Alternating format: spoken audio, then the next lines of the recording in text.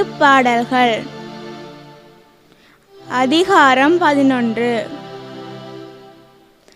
ஆண்டவரிடம் நம்பிக்கை. நான் ஆண்டவரிடம் அடைக்கலம் புகுந்துள்ளேன். நீங்கள் என்னிடம் பறவையைப் போல மலைக்கு பறந்தோடி போ. ஏனெனில் இதோ பார், பொல்லார் வில்லை வளைக்கின்றனர், நாணில் அம்பு தொடுக்கின்றனர். நேரிய உள்ளத்தார் மீது இருளில் அம்பு எய்ய பார்க்கின்றனர்.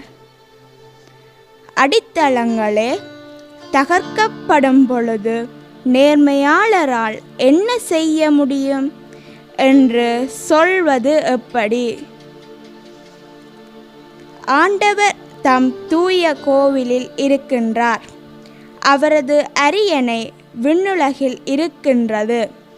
அவர் கண்கள் உற்று நோக்குகின்றன. அவர் விழிகள் மானிடரை சோதித்தறிகின்றன.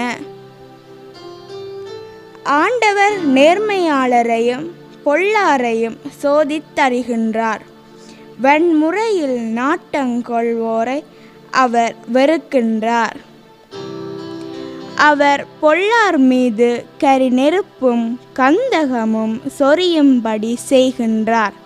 பொசுக்கும் தீக்காற்றே அவர்கள் குடிக்கும் பானமாகும். ஏனெனில் நீதியுள்ள ஆண்டவர் நேரிய செயல்களை விரும்புகின்றார். அவர் தம் திருமுகத்தை நேர்மையாளர் காண்பர்.